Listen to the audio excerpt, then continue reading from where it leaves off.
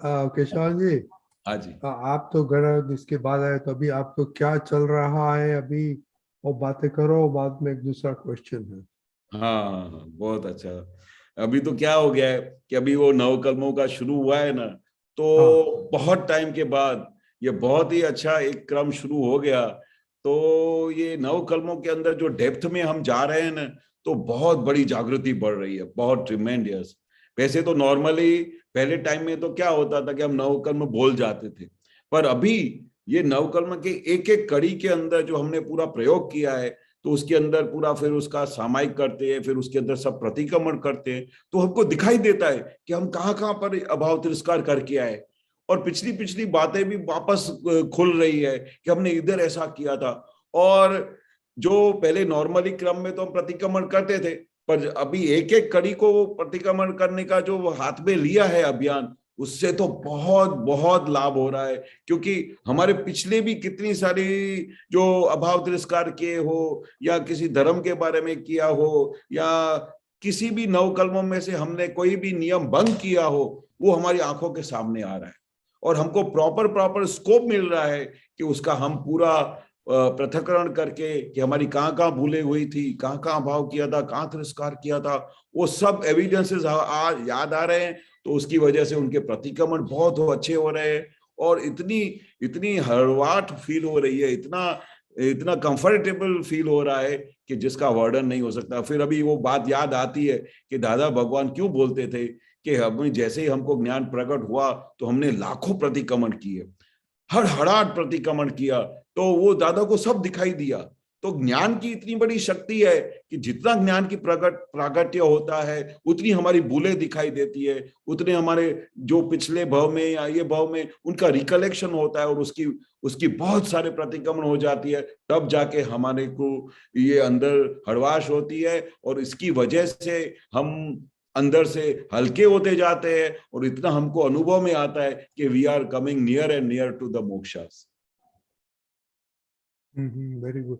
तो अभी तो चौथी कलम में चल रहा है ना, तो हाँ उसके बारे में आप थोड़े बात करो अभाव हाँ का।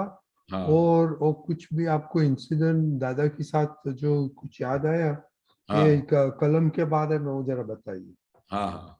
अभाव तिरस्कार, हे दादा भगवान, મારા મન વચન કાયાથી આ જગતના કોઈ પણ જીવ માત્રનો કિંચિત માત્ર પણ અભાવ તિરસ્કાર ન हो, એવી આપ અમને પરમ શક્તિ આપો।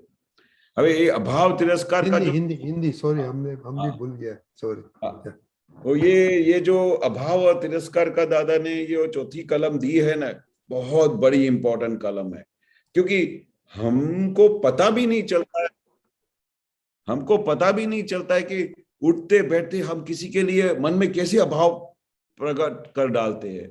कुछ पता भी नहीं चलता है, खाली ऐसे बैठे हो और घर में कोई ऐसा व्यक्ति आ जाता है, तो ऑन द स्पॉट यस और नो का जैसे जवाब मिलता हो ना, वैसे ही वेलकम और नॉट वेलकम ऐसा हो जाता है। क्यों होता है? क्योंकि हमको उनके जो अभिप्राय बैठे हुए हैं, जो उनके लिए प्रिजुडाइज बैठे हुए हैं, उनका इंटरेस्ट होते ही वो एकदम प्रकट हो जाता है, उनके लिए अभाव हो जाता है।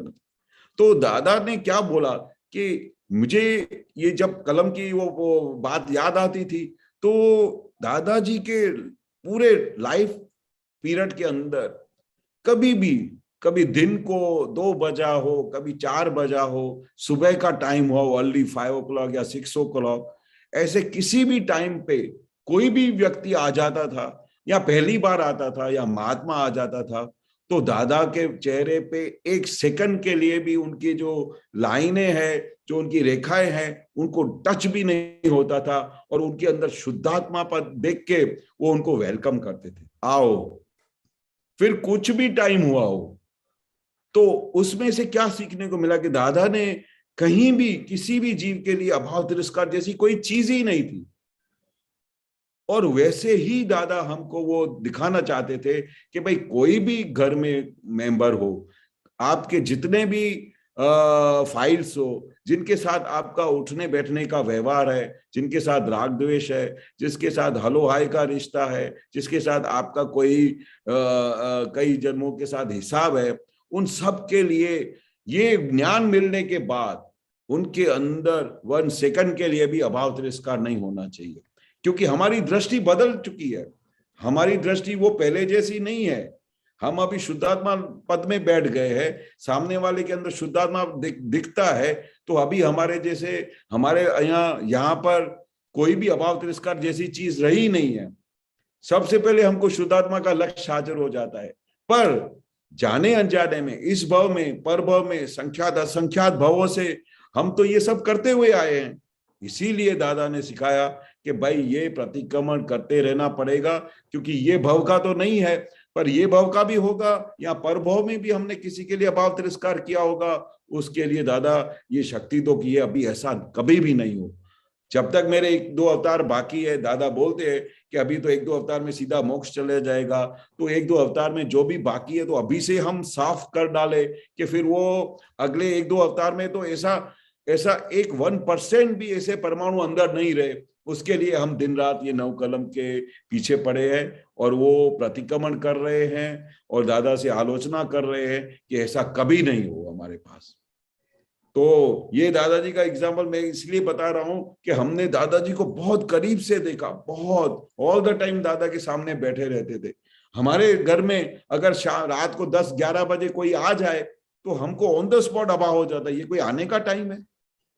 पर दादा के पूरे कैरियर में कभी भी हमको 1 सेकंड के लिए भी, कभी दिन को 2 बजे भी कोई आके बैठ जाते थे महात्मा, और कभी कोई एक महात्मा आए थे बहुत टाइम पहले, तो वो वहां से कुछ पावागढ़ घूमने को गए, तो पावागढ़ घूमने को गए, दिन को उधर सुबह को चले गए थे, दादाजी के पास दर्शन करने भी नहीं आए, तो सुबह को चले गए, और दादा जिस समय दिन को 2:30-3 बजे सो रहे थे तो उसी समय वो आके बैठ गए।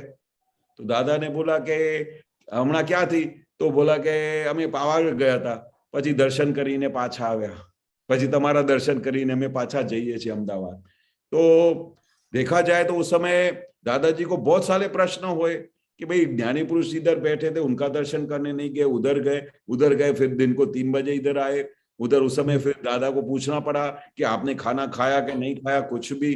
तो ऐसे संजोग के अंदर दादा ने इतना अच्छा परफॉर्मेंस दिया कि सामने वाले को 1 सेकंड के लिए भी नहीं लगा कि भाई ये 3 बजे आने का टाइम गलत था या सही था। फिर दादा को क्या साइंस दिखाई दी होगी कि कौन सी शक्ति उनको लेके गई वहां पर, कौन सी शक्ति उनको 3 बजे यहाँ पर लेके आई, कौन सी शक्ति ने उसको ऐसे टाइम पे लेके आया।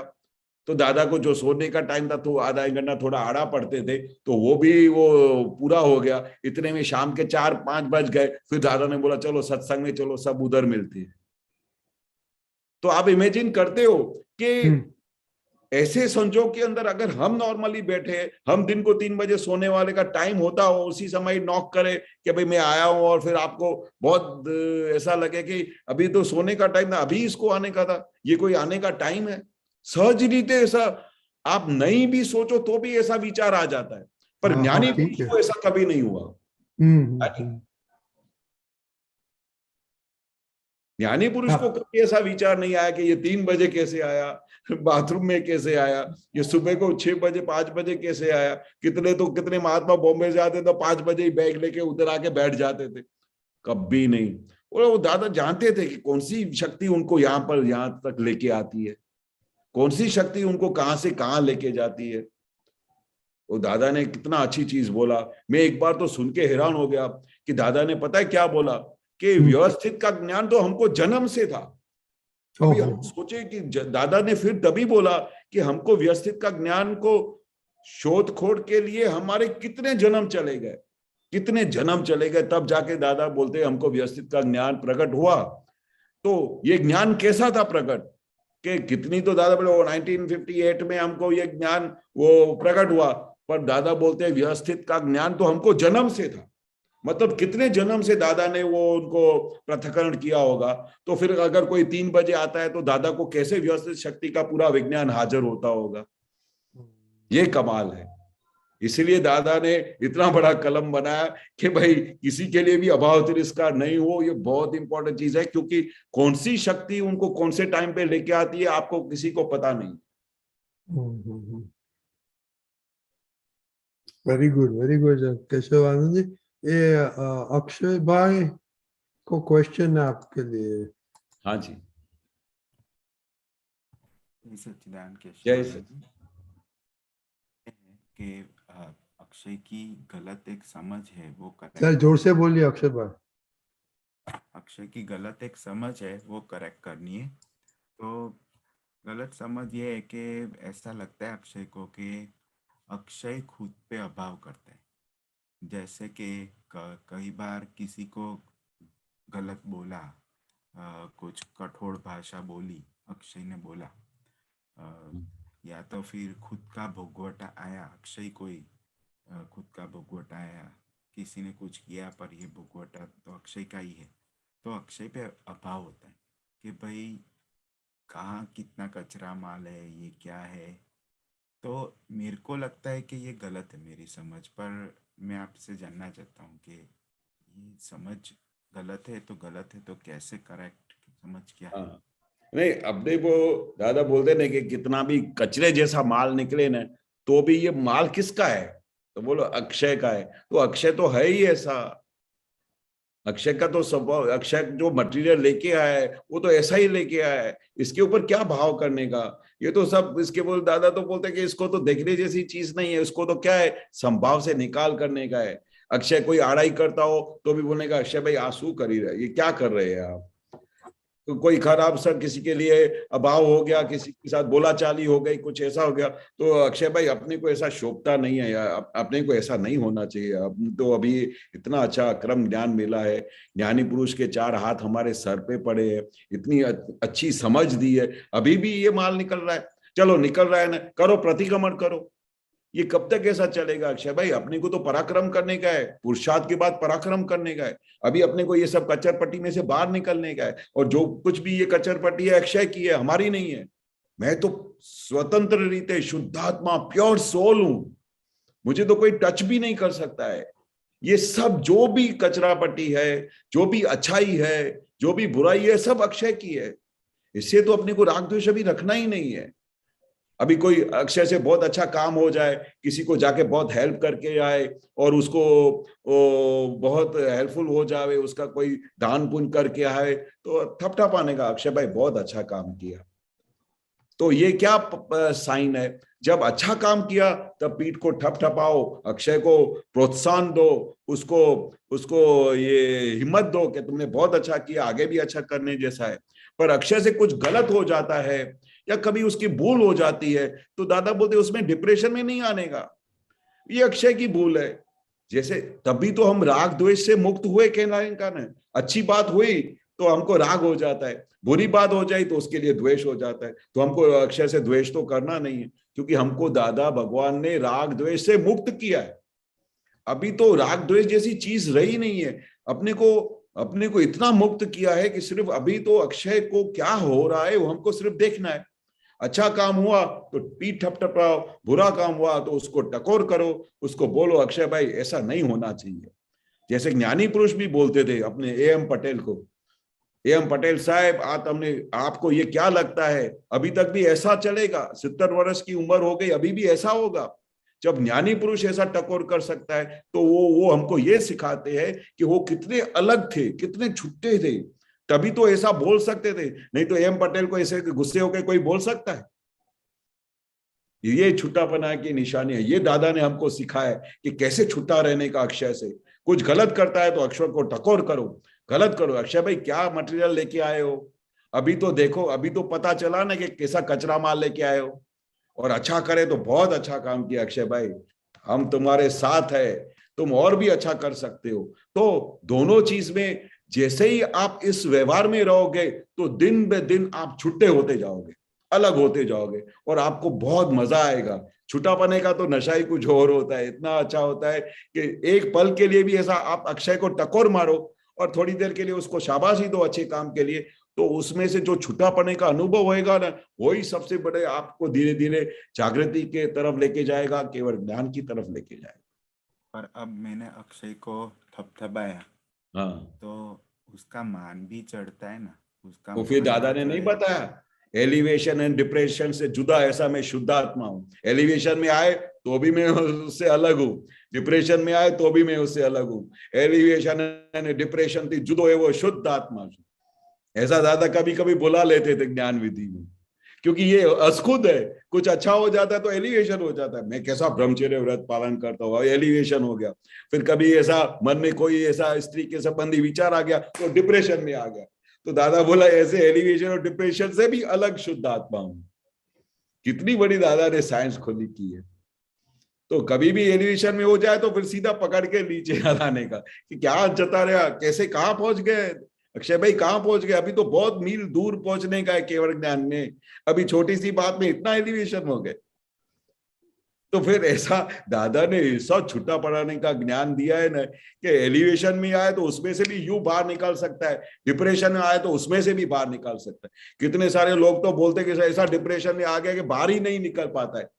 तो आप समझो कि कैसा विज्ञान होगा कि एलिवेशन और डिप्रेशन में से बाहर निकाल देता है, सिर्फ खाली ये समझ से कि मैं अक्षय से जुदा हूं, मैं अक्षय से बिल्कुल अलग हूं, मैं अक्षय से जुदा ऐसा शुद्धात्मा हूं, बस बात खलास हो गई। ठीक है अक्षय भाई, हाँ, जय सच्चिदानंद। जय सच्चिदानंद। अभी बहन, जय सच्चिदानंद किशन जी। जय सच्चिदानंद। आपने अभी जो दादाजी का वो जो पावागढ़ वाला जो इंसिडेंट बताया ना, तो इसमें ऐसा क्लिक हुआ कि हमको दिन में ये अभाव है ना, ये जो मोबाइल जो एक फाइल तरह से मोबाइल है ना, तो इसमें कभी जब हम किसी को बहुत बार फोन करेंगे या वो उठाएगा नहीं तो हमको ऐसा अभाव हो जाता है, या कभी हम सत्संग में बैठे हैं तो फोन आते रहता है तो ये ऐसा अभाव जैसा कभी हो जाता है। और या फिर 2-10 मिनट ऐसा कुछ आराम करने का वक्त हुआ और तभी किसी का फोन आता है। तो ये आपने आज बहुत समझ दिया बहुत अच्छी तरह से कि कौन उनको भेजता है, कौन करवाता है, तब वो व्यवस्थित शक्ति हाजिर रहनी चाहिए ऐसा। तो ये मोबाइल, हाँ, ये बहुत बहुत इंपॉर्टेंट चीज है। ये दादा ने ये जब खुला किया था ना, शायद जो आप बोल रहे हैं कि ऑन द स्पॉट सॉल्यूशन मिलता है, खाली आपने ऐसा सोचा कि भाई उसने फोन क्यों नहीं उठा, तो सबसे पहले तो वो पहले जो विपरीत बुद्धि थी वो क्या बोलती थी, उसको बहुत अहंकार हो गया है, बहुत बड़ा आदमी हो गया, फोन नहीं उठाता है, इतना कॉमन सेंस नहीं है, हम भी ऐसा बोलते थे स्टार्टिंग में। तो भाई इतनी उसको समझ नहीं है। एक बार तो ऐसे भी बात हो गई कि भाई किसी ने फोन नहीं उठाया तो हमारे मुंह से निकल गया कि अगर आपको ये पता नहीं चलता है कि भाई ये सामने वाला ने फोन किया, आपके पास मिस कॉल भी आता है, तो आपको तभी भी इतनी कर्टसी नहीं है कि आप मुझे रेसिप्रोकल नहीं करते हो, तो आपको तो ये मोबाइल रखने का अधिकार भी नहीं है। एक में बिजनेसमैन में गुस्से हो गया एक बार, बहुत साल पहले की बात है, जब वो मोबाइल खुला था नया नया। तो आप विचार करो, उस आदमी को शॉक लगा कि आपने ये क्या बोल दिया हमको, कि आपको मोबाइल रखने का अख्तियार नहीं है, ये नहीं है, वो नहीं, क्या बोलते हो। तब क्या समझ में आया कि यार उसके बारे में उसको कितने संजोग होंगे, कोई उसके घर में हॉस्पिटल में गया होगा, कोई क्या हुआ होगा, कैसे व्यवस्थित शक्ति ने उसको ये सामने से ऐसा संजोग दिया होगा कि पूरे दिन में उसने फोन का आपको जवाब नहीं दिया। तो साइंस क्या बोलती है कि सबसे पहले जागृति में आओ और सोचो कि उनके वहां पर कौन से संजोग हैं, कौन सी व्यवस्थित शक्ति ने उसको कैसे परिणाम में रखा है, वो किस मुसीबत में होगा। ऐसे जैसे ही आपके व्यूज आ जाते हैं तो सब अभाव तिरस्कार उड़ जाते हैं। जैसे ही आपने पॉजिटिव थिंक किया कि भाई वो जरूर कोई मुसीबत में होगा, उसका कोई तकलीफ होगा, चलो फिर अगर आज नहीं तो कल, फिर हम कल बात कर लेंगे, कौन सी दुनिया लुट जाती है। पर अपना अहंकार खड़ा हो जाता है, और अहंकार खड़ा होता है तो उसके सामने वो अभाव तिरस्कार पैदा हो जाता है। ये बुद्धि क्या करती है, बुद्धि अगर ज्ञान शक्ति है तो ज्ञान से उसको ऑन द स्पॉट समाधान होगा, एक सेकंड के लिए भी अभाव तिरस्कार नहीं होगा। पर बुद्धि वहां पर आती है, जैसे ही अहंकार उधर खड़ा हो जाता है तो फिर उसके सब दोष दिखाई देने लगेंगे, उसके लिए अभाव भी हो जाएगा, उसके लिए तिरस्कार भी हो जाएगा। उसको साइंस के ऊपर पूरी जो साइंस है उसके सामने पर्दा आ जाता है, बराबर पूरा पर्दा छा जाता है, उसको दिखाई नहीं देता कि कौन सी शक्ति काम कर रही है।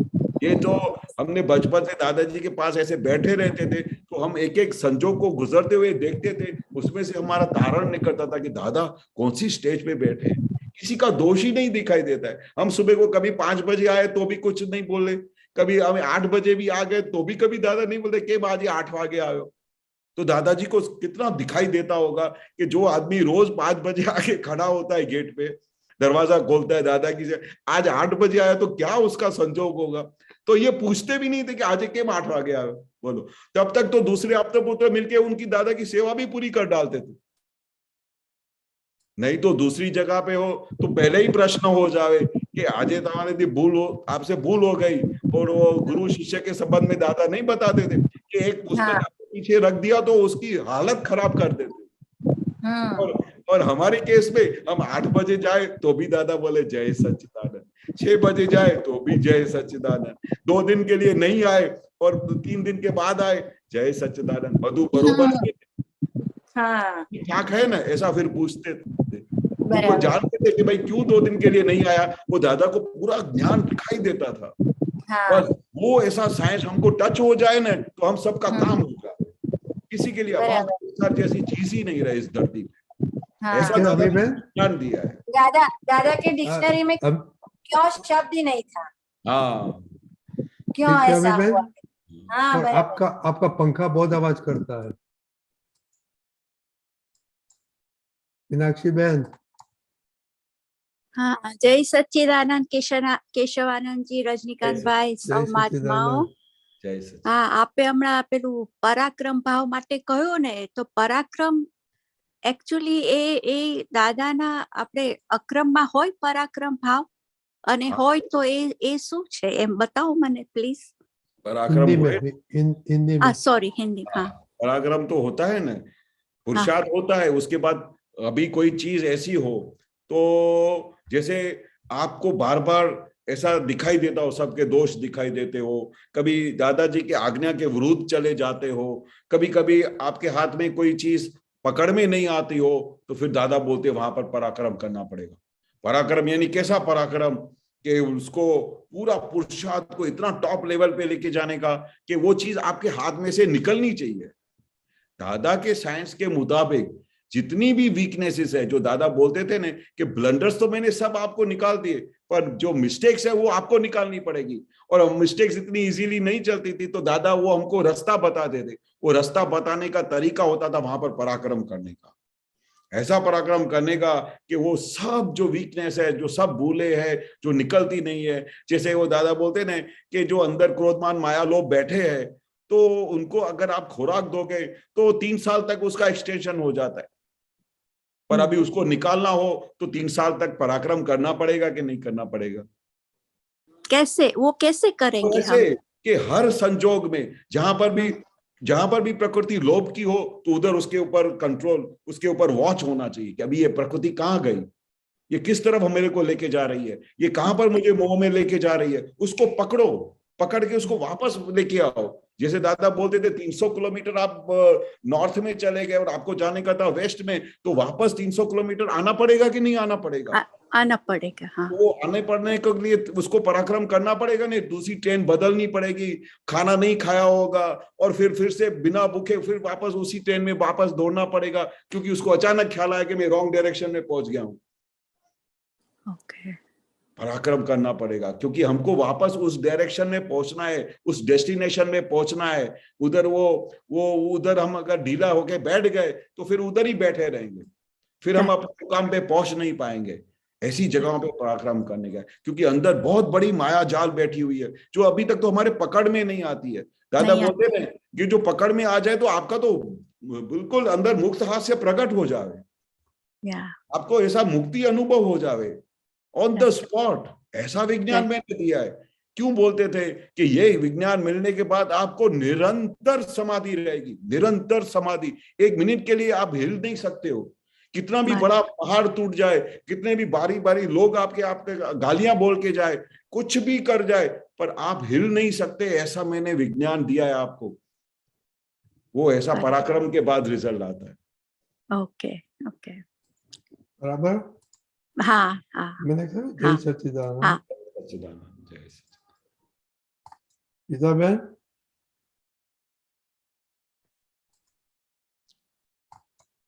गीता बहन जय सच्चिदानंद।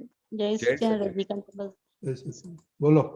કેશવાનંદજી સાહેબ જય સચ્ચિદાનંદ સાહેબ, અહીંયા એક જગ્યાએ દાદા ભગવાને કહ્યું ને કે કનૈયાભાઈ તમે બધા ચેતજો, પણ તમારા ફાધર ચંદીરામ એટલા બધા પુરુષાર્થી છે કે તમારા ઘરમાં તેઓનો પહેલો નંબર આવશે. हाँ સાહેબ હવે આપે તો જોયો જ હશે ને પુરુષાર્થ. હવે પુરુષાર્થમાં હજી અમે આ રિલેટિવના પુરુષાર્થમાં કાચા પડીએ કે શું છે એમાં થોડી ચાવી આપો ને સાહેબ. अब पुरुषार्थ એટલે આપણે हिंदी हिंदी हिंदी हाँ पुरुषार्थ मतलब क्या बोलते हैं कि भाई जिस समय आपको अंदर से कुछ विचार आया कि ये आदमी गलत है और ये पूरा गलत डायरेक्शन में जा रहा है और उस समय आपका मन उथल पाथल हो रहा है, उसके लिए अंदर आपके लिए बुरे विचार आ रहे हैं कि ये दादा का ज्ञान मिलने के बाद भी ऐसा कर रहा है। अभी ऐसा जब वो करता है और उसी समय आप उसको यू डायरेक्शन में यू टर्न लेके उसको वापस लेके आते कि नहीं ये तो शुद्धात्मा है, इसको कितनी बारी संजोग इकट्ठे हुए होंगे जिसकी वजह से उसका ये हाल हुआ है, तो ये जो सब संजोग है ऐसे आके उसको ऐसा कर रहे हैं, तो ये जो जागृति होती है उसको पुरुषार्थ बोला जाता है। ऐसा पुरुषार्थ करना पड़ेगा। और हमारी टेव क्या है, हमारी आदतें कैसी है, अनादि से कैसी उल्टी चलने वाली आदत है। कितने भवों से हम यही मानते आए कि ये मेरे पिताजी है। अभी हमारे घर में जो चंदीराम सेठ का दादा ने एग्जाम्पल दिया ना, तो वो उनको दादा भगवान भी बहुत प्रशंसा करते थे कि भाई ये कैसे व्यक्ति है, और ऐसे व्यक्ति जो उनका पुरुषार्थ कैसा होता था कि भाई एक दिन का नहीं होता था। उनका जो नम्रता थी, उनका जो विनय था, वो दादाजी बोलते भी थे कि भाई विनय देखना हो तो चंदीराम सेठ के घर पे जाके मिल के आना। तो उनके अंदर वो विनय का कैसा गुण होगा, कैसा उनको दादा भगवान के मिलने के बाद अंदर उनकी परिणति चेंज होगी, कैसा पुरुषार्थ करते होंगे, कैसा क्या करते होंगे कि भगवान को भी उनके लिए प्रशंसा करनी पड़ती थी। अभी अमेरिका में तो लघु भाव भी पाल रहा था ना जी, लघु भाव, हाँ पापा जी का लघु भाव, जबरदस्त लघु भाव।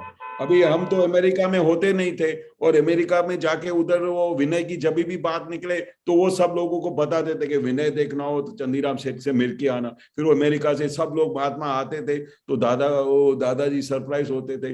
वो घर में आते थे तो उनको कुछ करने की जरूरत नहीं होती, मुलाकात से ही उनको पता चल जाता कि ये क्या दादा ने सही बात बोला कि उनका कैसा विनय है। पढ़ो, हम तो सब उनके बच्चे थे, पर घर में जो बहुएं 8 बहुओं के साथ किस तरह से बात करने का, कैसे हर एक को अपनी तरफ से उनको संभालने का, कैसे संस्कार देने का, मतलब हर एक जगह पे वो दादाजी को देखने ही आता था। पर उनका प्रकृति, उनका डेवलपमेंट, तो वो सब चीजें पुरुषार्थ से धीरे धीरे बढ़ती जाती है। ज्ञानी पुरुष से मुलाकात होती है ना, तब से ही पुरुषार्थ शुरू हो जाता है, शुरू ही हो जाता है। फिर अभी आप उसके सामने कितना अपना फोर्स मारते हैं, कितना अंदर से जो नेगेटिविटी है वो निकालते हैं, वो सब हमारे हाथ में होता है, हमारे हाथ में। हाँ। वो हमारे आप जितना उसको प्रोग्रेस करेंगे, इसलिए दादा बोलते थे कि ये तो पूरा प्रोग्रेस का मार्ग है, जितना आप चाहो वहां तक पहुंच सकते हो, जितना आप। तभी तो केवल ज्ञान तक पहुंचने के लिए दादा खुली राह बता दी है। बराबर। અમને પણ આવો પુરુષાર્થ વધે એવા આશીર્વાદ આપો સાહેબજી। દાદા ભગવાન તમારી જોડે છે, દાદા પાસેથી શક્તિ માંગવાની કે હે દાદા ભગવાન आप जैसे थे वैसा हमको बना दो, बस आपका जैसा पुरुषार्थ था वैसा हमको पुरुषार्थ बना दो। हमने दादा भगवान को निरंतर ऑब्जर्व किया है कि दादा भगवान का भी ट्रिमेंडियस अंदर सहज रीते ये चलता ही रहता था। हर एक बात में दादा ने जो एग्जाम्पल्स दिए ना, कि भाई हर एक बात में मतलब जो दादा ने उसका आंसर दिया है, उसमें से दिखाई देता है कि दादा का कितना पुरुषार्थ चलता था। बहुत बहुत बहुत पुरुषार्थ। वो बोले कि मैं गाड़ी में बैठता था तो वो सब लोग क्या चप्पल को और जूते को क्या है वो नीचे उसके ऊपर जो अपना जो तकिए के नीचे डाल के सोते थे। तो दादाजी क्या बोलते थे, वो दादाजी का पुरुषार्थ था, तुमको चप्पल को जाने का है तो जाओ, मैं तो आराम से सोता हूँ। अभी पुरुषार्थ है। हाँ जी, हाँ जी, हाँ जी, सरस सरस। जय सच्चिदानंद। दीपकानंद जी, दीपकानंद जी। यस, जय सच्चिदानंद।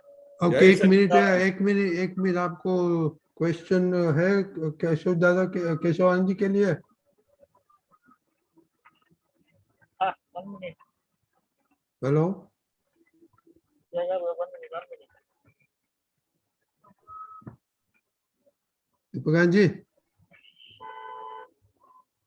Yes, yes, 1 minute. ओके,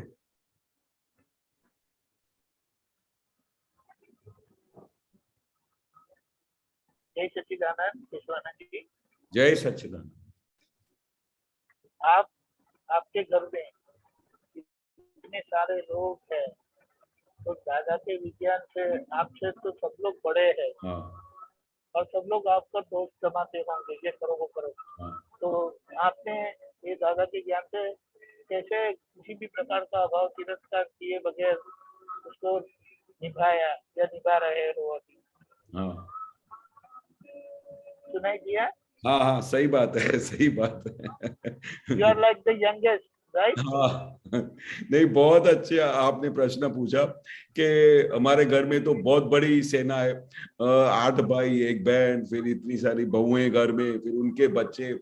तो दादाजी के हाजिरी में एक ये ज्ञान की मैं एक चीज बताता हूँ कि ऐसी करामत थी ये ज्ञान की चीज में, जो जिस दिन से दादा ने हमको ये सिखाया था ना कि कैसे भी करके अपने मन वचन का से किसी जीव को दुख ना हो, ये जो चीज पकड़ में आ गई ना, तो दिन रात घर में ऐसा ही एक लक्ष्य रहता था कि मैं क्या करूं ताकि मेरे घर का एक एक मेंबर खुश हो। और हर पल ऐसा ही सोचता रहता था बचपन में कि मेरे को कषाय जैसी चीजें घर में होती थी तो बिल्कुल पसंद नहीं आती थी। तो मेरे को ऐसा लगता था कि मैं घर छोड़ के चला जाऊं। अभी इतना बड़ा घर होगा, इतने भाई होंगे, बहनें होंगे, तो अथड़ामण तो होगी, बम्बार्डिंग तो होगी, कोई क्या बोलेगा, कोई क्या बोलेगा, ऐसे बम्बार्डिंग होती रहती थी। सबकी प्रकृति बहुत भारी थी। तो जब ये दादाजी मिले ना, तो दादाजी को मिलने के बाद जो अंदर से प्रेम प्रकट हुआ, दादाजी का प्रेम देखा ना, कि दादाजी के ऊपर जो मेरा अंदर से ट्रिमेंडियस जो भाव प्रकट हुआ और इतनी खेच पैदा हुई, तो उसमें से मुझे ये सीख बहुत अच्छी मिल गई कि दादाजी की तरफ से कैसा अट्रैक्शन होता है हमको, ऐसा ही मेरे व्यवहार से होना चाहिए। घर का एक एक मेंबर खुश होना चाहिए मेरे व्यवहार से। अभी एक दिन अचानक मेरी माताजी ने मैं पहुंच गया था नाइजीरिया, तो दादाजी को मेरी मदर ने पूछा कि ये घर के अंदर सब लोग केशव को बहुत क्यों प्यार करते हैं। तो दादाजी हंस पड़े। अभी दादाजी मेरी माताजी को क्या जवाब देवे कि भाई केशव के ऊपर पूरे घर का इतना इतना सब क्यों खुश रहते हैं। अभी बाकी तो घर में इतने सारे बच्चे, मेरे सब बच्चे अच्छे हैं, पर केशव के ऊपर कैसे सबका ऐसा अट्रैक्शन होता है। तो दादाजी ने क्या बताया कि अभी वो मेरे को आज तक भी नहीं समझ में आया कि केशव के ऊपर मेरे 4 हाथ है, इसके लिए सब उसके ऊपर खुश रहते। बस वो मुझे पकड़ में आ गया कि भाई बस सबको खुश रखना ये एक दादाजी का बहुत बड़ा रहस्य है। तभी दादाजी के 2 हाथ 4 हाथ हो जाते हैं। तो अपने मन वचन का ऐसे सबको खुशी दो, यानी दादा के 4 हाथ हमारे सर पे आ जाएंगे। ये मुझे सीक्रेट मिल गया। करेक्ट। सबसे बड़ी बात तो ये भी समझ में आती है, इतने बड़े परिवार में आप सबसे छोटे होने पर भी किसी ने, आई बिलीव, किसी ने दादा से आपकी शिकायत नहीं की थी। हाँ, वो यही बताता है, वरना तो छोटे होते उनकी सब लोग शिकायत करेंगे। और आई बिलीव दूसरी बात, आपने भी किसी की शिकायत नहीं की, कोई भी जो सब बड़े हैं, बुजुर्ग है आपसे, हाँ, उनकी आपने कभी शिकायत नहीं की, तो उससे भी पता चलता है। हाँ, कोई कभी कभी दादाजी के पास गया नहीं, बाकी तो सब शिकायतें चलती थी अंदर में, पर मेरी शिकायत कभी नहीं जाती थी उधर, क्योंकि मुझे ऐसा लगता था कि मैं कैसे भी करके दादाजी को, जैसे हमारे अंदर में मैं दादाजी को देख के इतना आफरीन होता था कि दादाजी का मुक्त हास्य देखो, हम सब लोग दादाजी को ऐसा चोट जाते थे, दादाजी को छोड़ते नहीं थे। वो क्या परिणाम था, क्योंकि दादा सबको खुशी देते थे, दादा सबको प्यार देते थे, वो सीक्रेट मिल गया। तो वो धीरे धीरे हमारे घर में भी आ गया। फिर मैं घर में इस्तेमाल किया कि जैसे जैसे मैं सबका अच्छा करता हूँ, सबका हेल्प करता हूँ, किसी का काम करके आता हूँ, किसी को सुख देता हूँ, तो उनको खुशी मिलती है। तो वो सीक्रेट हाथ में आ गया। Very good, very good. तो अब ये मेरा भी अब एक दूसरा क्वेश्चन है, तो आप बिजनेस में कैसे रहे? क्या क्या बिजनेस बिजनेस में कैसे रहे आप? क्योंकि बिजनेस में तो बहुत ध्यान रखना पड़ता है ना। हाँ हाँ हाँ, पर वो दादाजी का विजन था ना, दादाजी किस तरह से बिजनेस की दुनिया में इतना आगे चले, बिजनेस की दुनिया में कैसे दादा ने हर एक चीज को टैकल किया, कनु दादाजी के साथ कैसे टैकल किया, कनु दादाजी उनके फादर उनके पार्टनर थे, इनके और 4 पार्टनर थे, वो दादा सब बातें बताते थे। तो बिजनेस में वो दादा की पूरी विजन खुली की, वो धंधा क्या होता है, लॉस किसको होता है, बिजनेस को लॉस होता है कि तुमको लॉस होता है, ऐसा दादा ने जितने बड़े सीक्रेट्स खुले करते गए वो मेरे लिए मामूली बात हो गई। एक टाइम ऐसा आया था कि हमारे बिजनेस में समझो 60-70 लाख रुपए का लॉस हो गया था। तो वो दादाजी का सेंटेंस इतना काम किया कि भाई लॉस किसको हुआ, केशव को थोड़ी हुआ है, धंधे को हुआ है, धंधा को लॉस होता है, धंधे को प्रॉफिट होता है। मेरे मुंह पे एक ऐसी चमक नहीं नीचे निकली। सब लोग हैरान होते थे कि भाई तेरे को कुछ असर ही नहीं होता है, ये ना असर क्या है, धंधे को असर हुआ है कि मेरे को असर हुआ है, मैं तो शुद्ध आत्मा हूं। अभी आप सोचो कि दादा का विज्ञान कैसे काम करता है।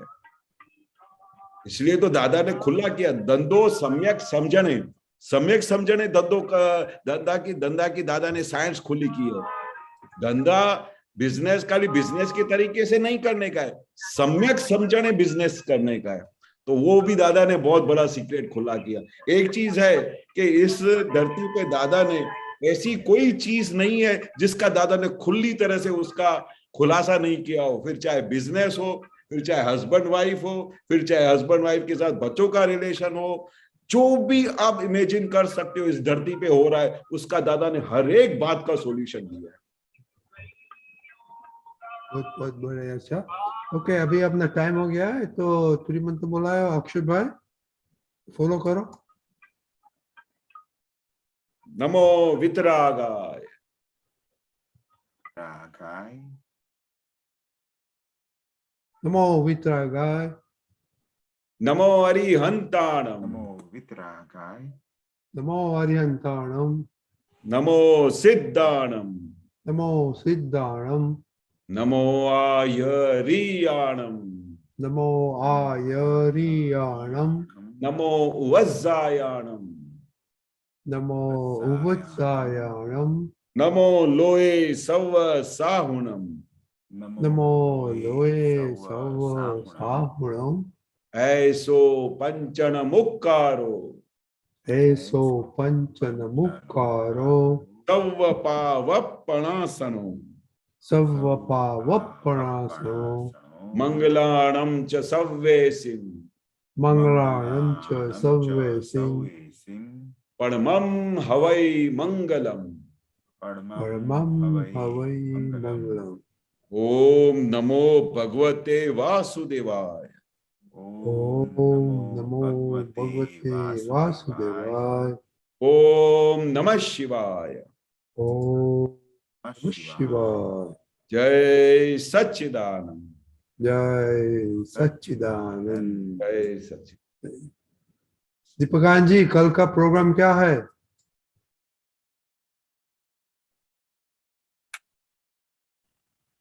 आनंद, कल का प्रोग्राम इस तरह से है, सुबह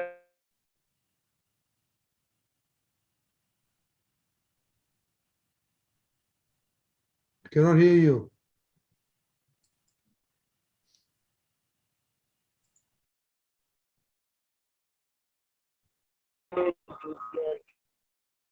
Dipakaji ji, we cannot hear you. Can you speak? Hello? We can. Now, We can can. you hear me? Yeah, now, yeah. Go ahead now.